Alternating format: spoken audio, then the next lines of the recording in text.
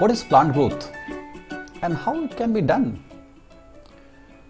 This is Dr. Pankaj Kumar, and in this sessions we will be talking about the different aspects of the plant growth.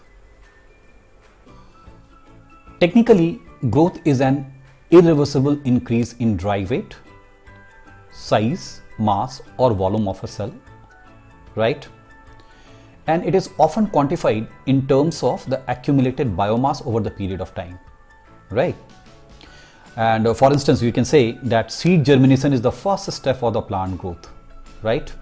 And one of the important features of the plant growth is that almost all the plants faces a period of suspended growth, okay? Secondly, if the suspension of the growth is due to some exogenous control factors, maybe due to some environment, then it is called quiescence. But when the suspension of growth is due to some endogenously controlled factors, maybe a hormone, maybe genetical, then we call it as a dormancy. So these are the two aspects of growth.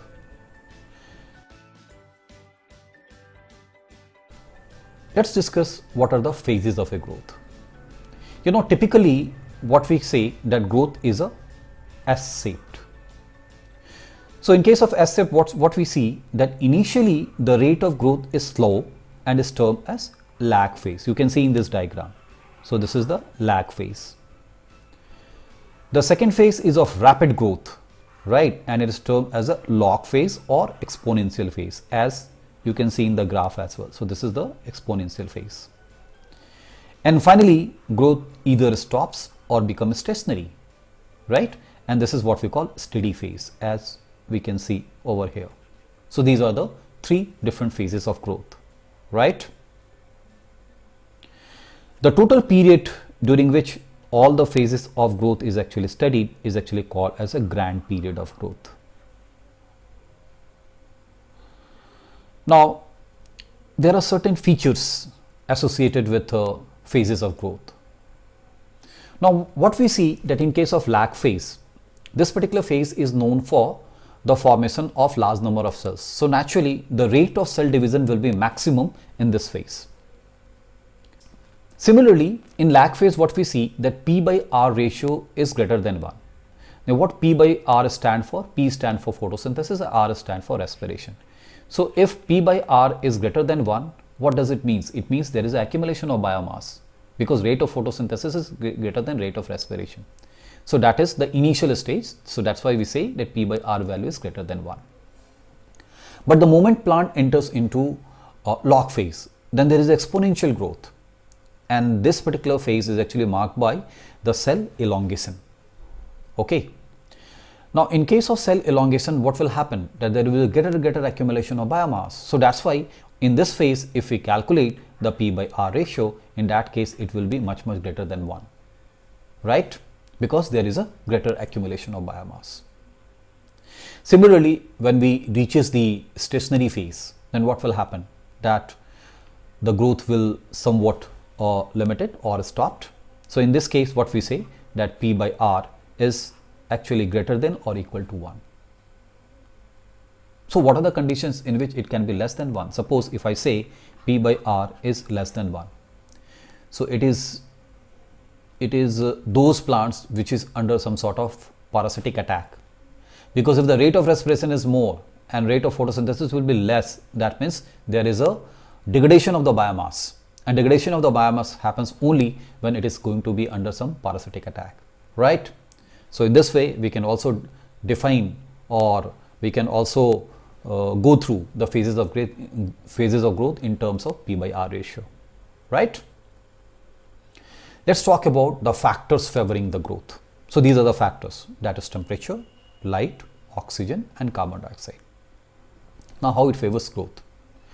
It's very simple. If there is a higher temperature, growth will be more, but that is only within the optimum temperature, because you see, for normal C3 plants, the optimum temperature lies in the range of 15 to 25 degrees Celsius. So as we move from 15 to 25 degrees Celsius, the growth will increase, but beyond 25 degrees Celsius, the growth will decrease. Why?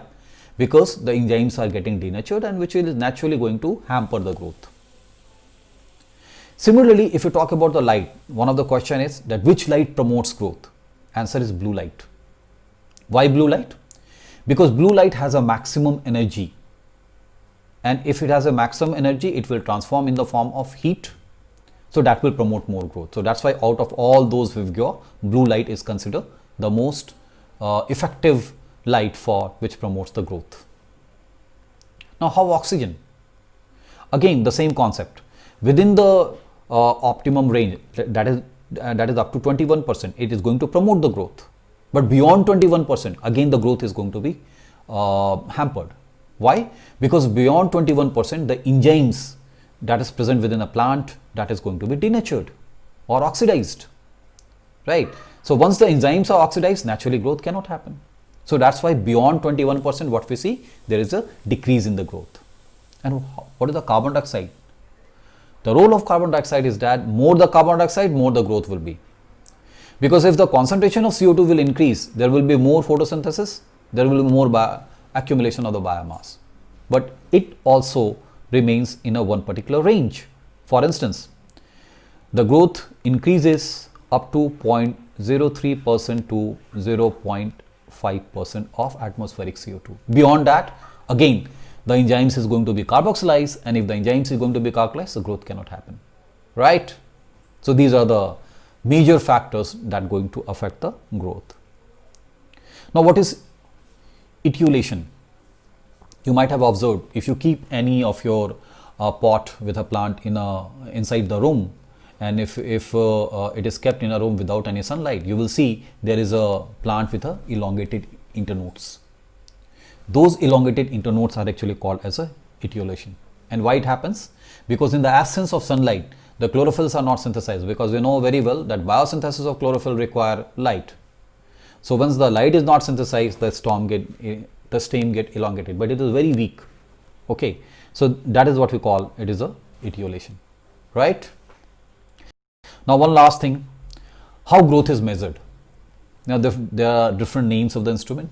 For competitive purpose, you need to remember those names only. One of the name of the instrument, what we call oxanometer, right?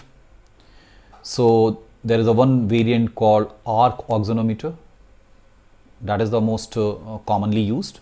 Then we have a horizontal microscope.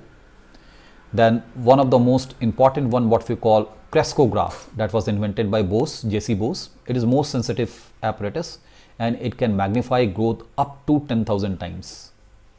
Then another one, what we call space marker disc.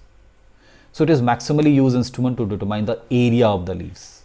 For the area of the leaves, we used a space marker disc, right? Finally, let's talk about some of the growth regulators. You know, we can divide growth regulators in two parts. One is the promoter, second is the inhibitors. Now, what are the promoters? Auxin, gibberellin, cytokinin. What are the inhibitors? That is abscisic acid, ethylene. These hormones play a very, very prominent role in the growth of a plant. We will discuss about it, but in the next section. That's all for today.